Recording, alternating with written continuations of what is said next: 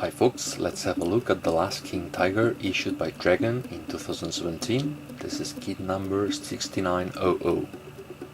It's a new box and this is a King Tiger late production with new tracks and sprockets adapted to the Ardennes battle in 1944.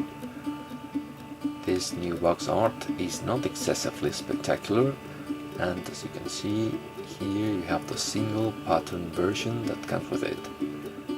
This is a specific late King Tiger set in the Ardennes forest, as in the previous editions of 2017. It comes with many details in the cupola, and on the back you have some novelties from this year: hatch mechanisms, close defense weapon, photo edge grills, and the new sprockets that need to be adapted to the late tracks. Let's have a look inside the box. Everything comes protected in individual plastic bags, and it's usual with Dragon kits. There are quite a few blue marks on the instructions for pieces we are not going to use. Basically, all Sprocket Wheels, the clear cupola, some tools and zimmered parts. Here you have the color callouts as usual, and step 1 to deal with wheels. At first sight, you can see these new Dragon instructions have a new design. They don't look messy, on the contrary, they are quite easy to follow. They ask you to do one thing at a time. That's a long expected improvement. Here you have the always difficult but excellent Dragon jack, machine gun, tools and small elements clearly indicated. It's not different from the previous 2017 editions, and all the tools and the photo-etched editions are a bit difficult for a beginner, but they are excellent. Cables and PE fasteners and grills are going to need extra attention and time, but as we have seen on previous steps, indications are clearer than ever.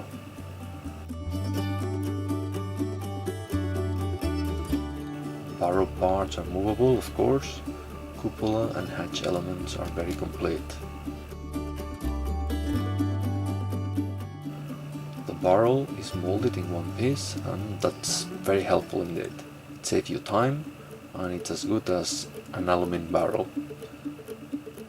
This is the turret part, and the kit is finished without further complications.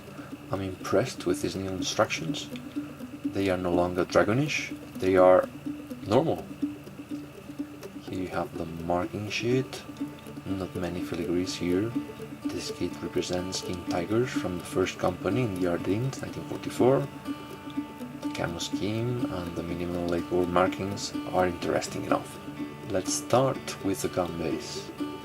At first sight you can see this is perfect Dragon standard, no flash and perfect molding. There are pin marks inside, of course, but this is going to remain hidden. There is a very interesting texture here on the exhaust base, and that's pretty good. There are 3 wheel sprues. Suspension can be adapted if you cut some small plastic bits that you can find at the base, and then glue it however you want. There is no flash or imperfections on the wheels. They are perfectly rendered. You can't expect less from Dragon. This is the turret base. It looks good. And here you have the one-piece barrel. It's perfect. Obviously you have to take care of the molding seams, but that's fast and easy. Whether you need to spend money with an aftermarket aluminum barrel if you have this last generation barrel inside the box. The rest of the elements look good and flash free. Okay, you're going to use the eyelers here, but not these early sprockets. As we've seen before, the plastic has no issues and maintains Dragon standard quality.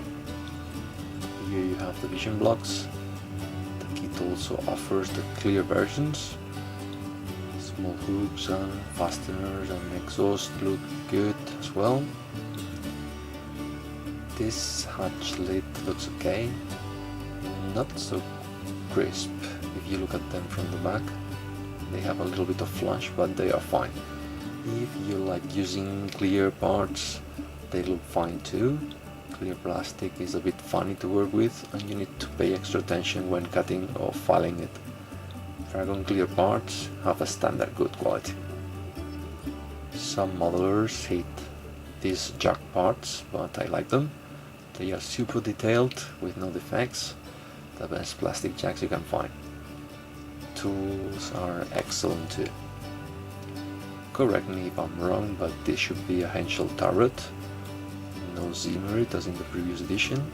This Ardennes version didn't have it, apparently.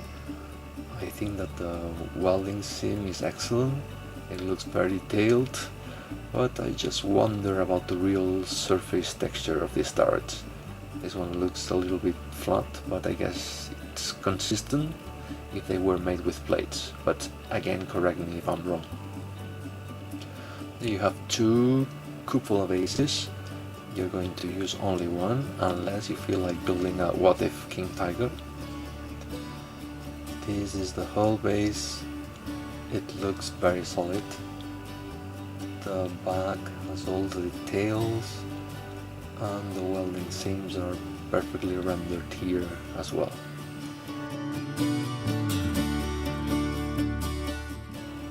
Oops, I was expecting magic tracks. This is a bit old-fashioned. There are 3 track sprues.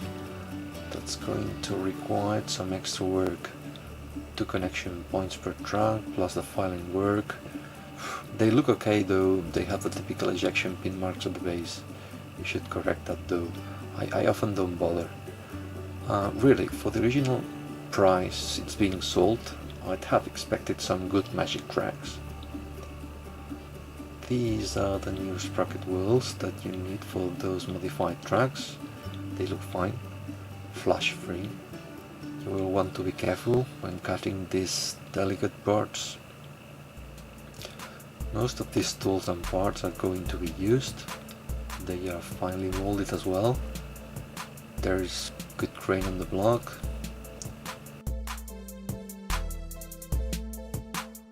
All these delicate pieces look good as well. The close defense weapon is new and you can build it in the open or closed position.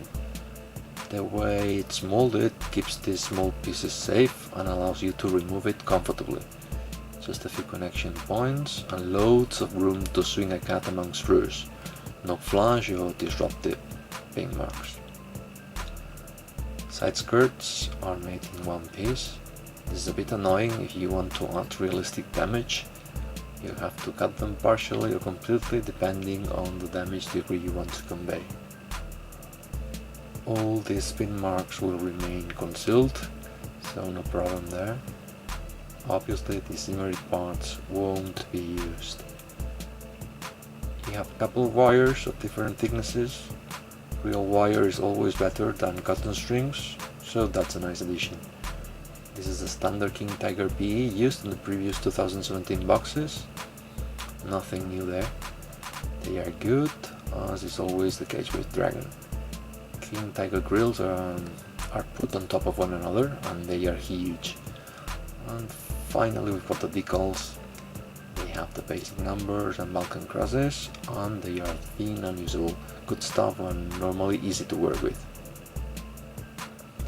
The last unlaid King Tiger of Dragon depicts an Ardennes 1944 tank with a new pattern track and new Sprocket Wheels. Basically, that's all you need to know.